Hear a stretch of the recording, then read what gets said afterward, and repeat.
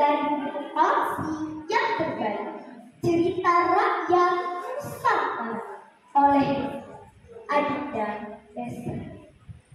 Pada zaman dahulu kala di daerah Medan, Deli terdapat sebuah kerajaan yang bernama Istana Gazi, yang lokasinya berbatasan dengan Lerung Aru dan Sungai Rehan.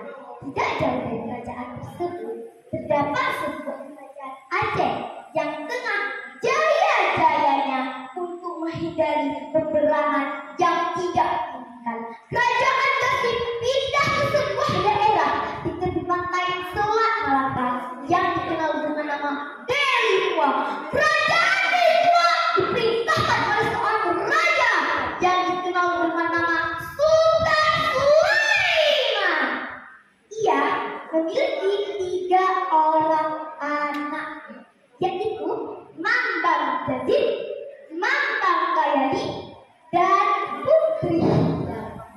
Masing-masing dari ketiga anak tersebut memiliki kesaktian yang berbeda-beda. Mambang Jazid bisa mengubah dirinya menjadi seekor naga. Mambang Kayani bisa mengubah dirinya menjadi meriam. Sementara Putri Hijau bisa mengeluarkan cahaya hijau dan berparas cantik. Singkat cerita, pada suatu malam, bulan penuh, Putri Hijau sedang berjalan di taman. Wah, indahnya bukan? Lalu, sempurnanya ciptaan Tuhanku, aku bangun dengan kekuasaan. Ini rasanya aku menghabiskan malam sambil duduk. Cahaya intah Putri Hijau membuat Sultan Heksyah, sang raja dari kerajaan Aceh, terpesona. Dia berkata kepada, "Hai pengawalku, dapatkah kalian melihat cahaya itu?" "Ya Tuan, cahaya itu sangatlah indah." "Sekarang juga kalian cari tahu dari mana asal cahaya itu." "Baik Tuan, para pengawal tahu dari mana asal cahaya tersebut." Setelah beberapa saat, mereka memberitahu kalau cahaya tersebut berasal dari Putri Sultan Deli yang cantik jelita. Mendengar jawaban tersebut, Sultan Aceh berkeinginan untuk menikahi Putri Hijau melalui para pengawal. Ia mengirim beberapa perhiasan untuk menunjukkan keinginannya. "Sultan Sulaiman, kami utusan dari Sultan Heksyah. Tujuan kami kemari untuk menyampaikan pesan Baginda bahwa Baginda kami ingin melamar Putri Hijau." "Sampaikan pesan saya kepada kedua kalian. Saat ini saya siap menikahi Putri Hijau." Dengan segera para pengawal kembali. Mendengar hal tersebut, Sultan Aceh menjadi sangat marah. Ia mengira kalau sang putri sudah menghinanya dan menentangnya berperang. Tanpa membuang lama, Sultan mengirim ratusan prajurit untuk menghancurkan Deli Tua. Peperangan di antara kerajaan Aceh dan Deli Tua pun tak dapat dihindari.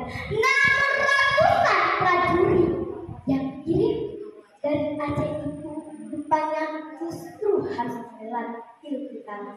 Sultan Heksyah tak terima dengan kekalahan ini.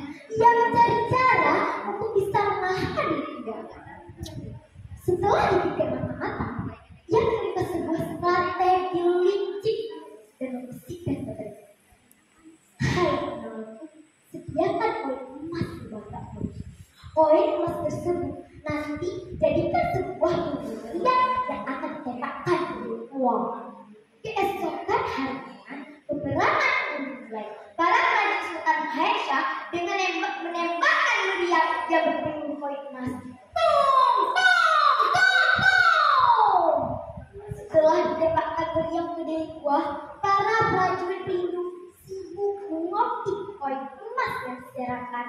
Saat itu bala tentara Sultan Hasan langsung menyerang. Mambang Kayali kewalahan yang mengubah dirinya menjadi meriah dan menembakkan pelurunya bertubi-tubi ke arah. Namun karena ia selalu menembakkan meriah terlalu gencar dan lama, meriah jemaah Mambang Kayali menjadi sangat panas. Tak lama kemudian berbelah menjadi dua, bagian ujungnya terlempar jauh hingga ke perbatasan Aceh.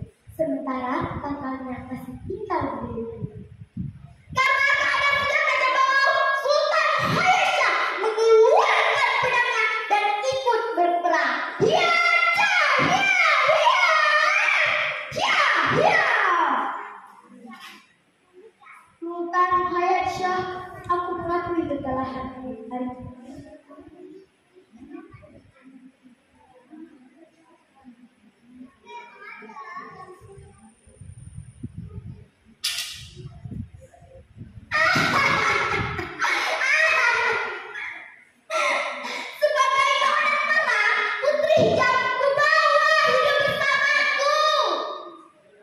Sultan, sebelum engkau membawa adikku, kuharapkan engkau tak menyentuh putri hijau sebelum tiba di kerajaan Aceh. Sang Sultan menyetujui permintaan Mama Jali. Di sisi lain, Mama Jali kan ada putri hijau. Adikku, sebelum engkau berangkat, kuharapkan engkau mengingat dengan beras. Ketika engkau berada di Sumedeli, taburkan beras dan telur. Jangan lupa untuk mengaji sebanyak. Bayi anakku akan pulang. Tak lama kemudian, Sultan Hayasyah bersama pasukannya melayang di Sumedeli. Tak lupa putri hijau masukkan ke dalam kerajaan. Kemudian, ketika mereka berada di Sumedeli, putri hijau keluar dari peti kacang.